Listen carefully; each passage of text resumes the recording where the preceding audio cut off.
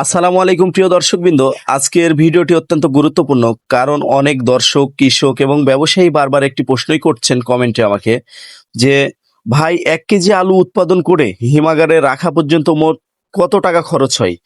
আর বর্তমান বাজারে আহ, আলু বিক্রি করে কৃষক লাভ করছেন নাকি লোকসান করছেন, বা এবং বর্তমান বাজার অনুযায়ী আলু বিক্রি করে স্টোর ভাড়া, সেট খরচ, লেবার খরচ, পরিবহন খরচ সবকিছু বাদ ছাদ দিয়ে কৃষকের কয় টাকা টিকছেন। তো আজকের ভিডিওতে আমরা কোনো গুজব বা কোনো অনুমান নয়, বাস্তব খরচের হিসাব নিয়েই কিন্তু কথা বলবো। তো চলুন প্রিয় দর্শক, যখন একজন কৃষক আলু চাষ শুরু করেন তখন খরচ শুরু হয় জমি প্রস্তুতের সময় থেকেই। কিন্তু প্রথমে তো বীজ কিনতে হয়, জমি চাষ করতে হয়, সার দিতে হয়, কীটনাশক ব্যবহার করতে হয়, সেচ দিতে হয়, শ্রমিক নিয়োগ করতে হয়। আবার যদি টেন্ডারের জমি হয় সেক্ষেত্রে তো খরচটা আরো ভিন্ন বেশি পড়ে যায়।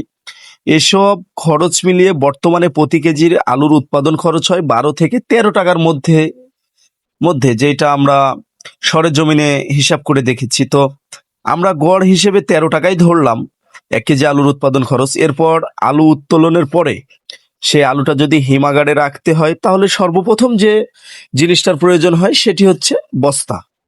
আর আমরা জানি যে এবছর কিন্তু বস্তার ব্যাপক সংকট রয়েছিল, আমরা এর আগে কিছু ভিডিওতেও দেখিয়েছিলাম। কিন্তু তো এই বস্তার জন্য কিন্তু খরচটা অনেকটাই পড়েছে। পার কেজি আলুতে বস্তা খরচই প্রায় 2 থেকে আড়াই টাকা মতো পড়েছে।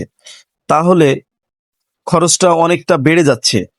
এবং এই আলুটা পরিবহন করতে 1 থেকে 1.5 টাকার মতো খরচ হয়েছে হিমাগারে, এবং হিমাগারে রাখতে প্রতি কেজি আলুর ভাড়া 6 টাকা গুনতে হচ্ছে একজন কৃষককে। এবং হিমাগারে আলুটা বাজারজাত করার জন্য যখন কৃষক বিক্রি করতে যাচ্ছেন তখন তাকে সেটে ঢেলে শুকাতে হচ্ছে।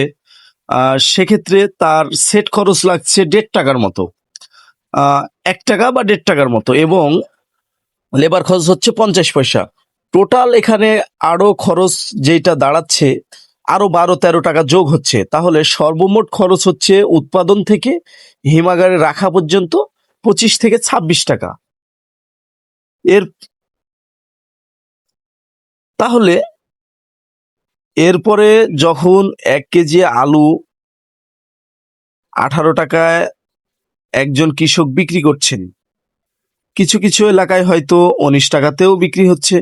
ধরুন আমরা একটা অ্যাভারেজ বাজার ধরি যে একজন কৃষক 18 টাকায় কিন্তু আলু বিক্রি করছেন বর্তমান বাজারে বা বিক্রি হচ্ছে।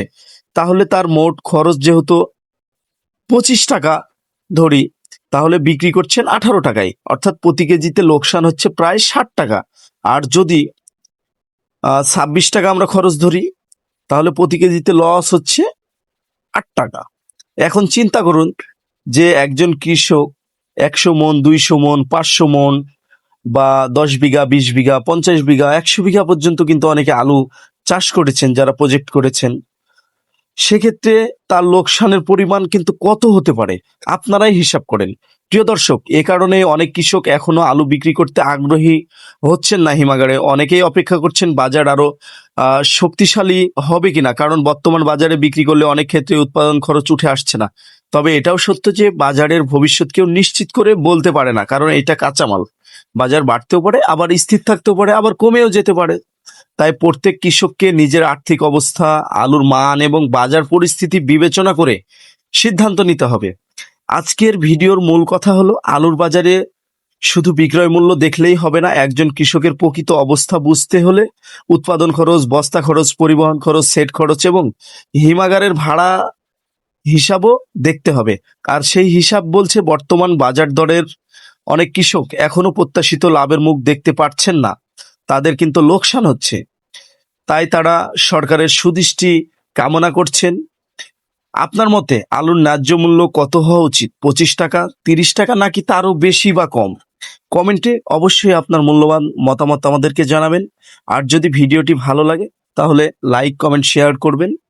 ধন্যবাদ সবাইকে। সবাই ভালো থাকবেন, সুস্থ থাকবেন। আল্লাহ হাফেজ।